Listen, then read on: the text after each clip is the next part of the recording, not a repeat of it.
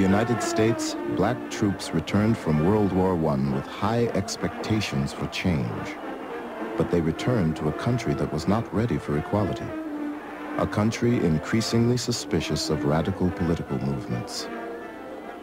In this unsettled climate, Garvey's appeal to disgruntled African Americans with military training sounded an alarm.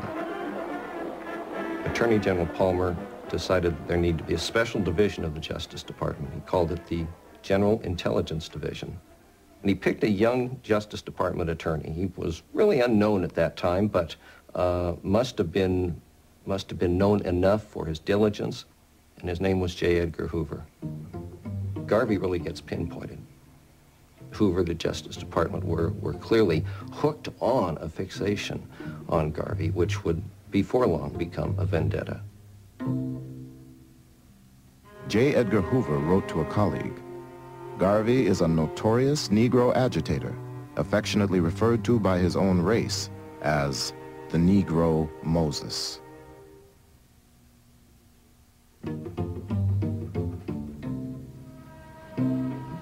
Hoover's agents were in the audience at Carnegie Hall when Garvey bragged that the UNIA would soon be strong enough to exact its own form of justice.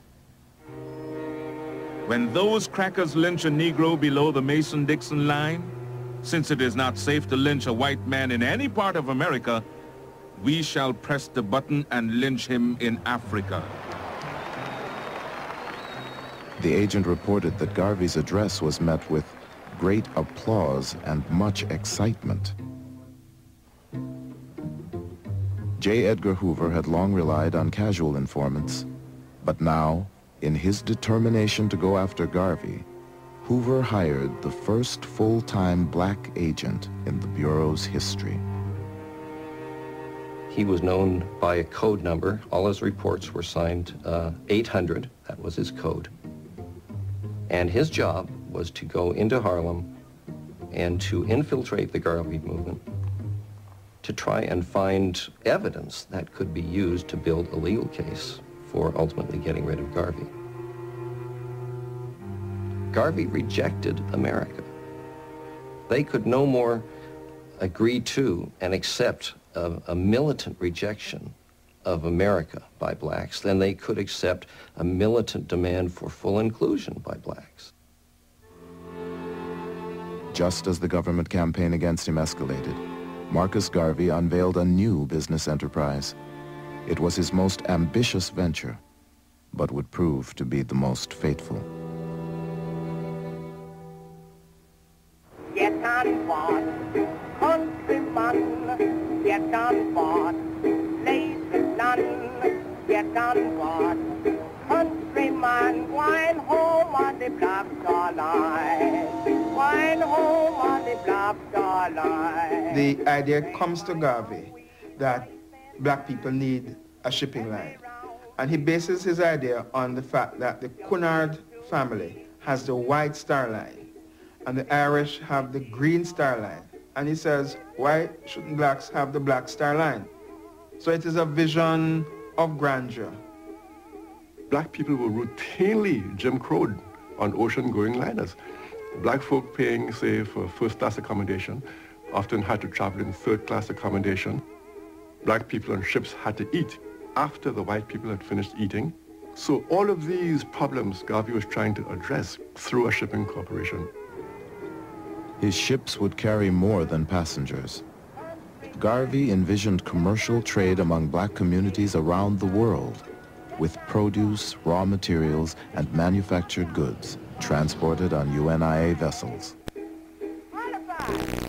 The Black Star Line was in some ways Garvey's Empire State Building. It was this monument to black commerce in the same way that the Empire State Building was this citadel of white capitalism. And it represented the ability of black people to seize the day and to have their own economy.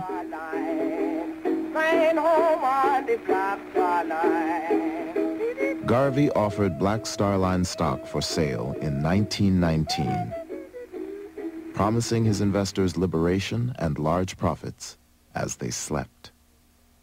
My parents spent a small fortune in Garvey shares. They were $5 a piece in those days, which was a lot of money. And my mother had to remind my father that there was food and things to be bought because he was buying shares. And Daddy had those on his dresser. And I remember reaching out to touch them. And Daddy said, touch them and feel the power that the black man will someday know. Get on board, countryman. Get on board, leave this land.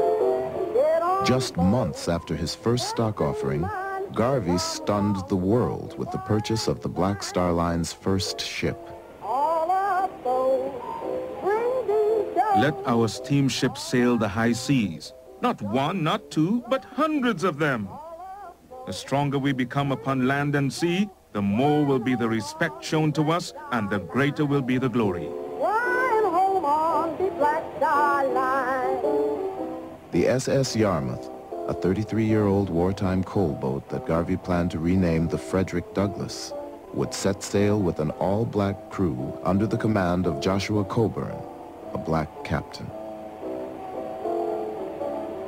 One bright November morning in 1919, Garveyites assembled on the pier at 135th Street in Harlem to witness the launching of the Yarmouth.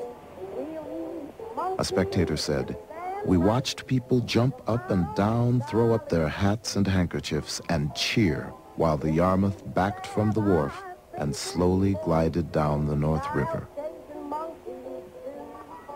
The ship appeared to embark on a spectacular ocean voyage, but because Garvey had not finished paying for it, the Yarmouth went only as far as the 23rd Street Pier. But when the Yarmouth finally made its maiden voyage, it was cause for an international celebration. The president of Cuba threw a banquet in honor of the crew, and members of his cabinet purchased shares in the Black Star Line. In Costa Rica, workers descended on the docks to shower the Yarmouth with fruits and flowers. It was announced that one of the ships of the Black Star Line would be coming to Panama and going through the canal.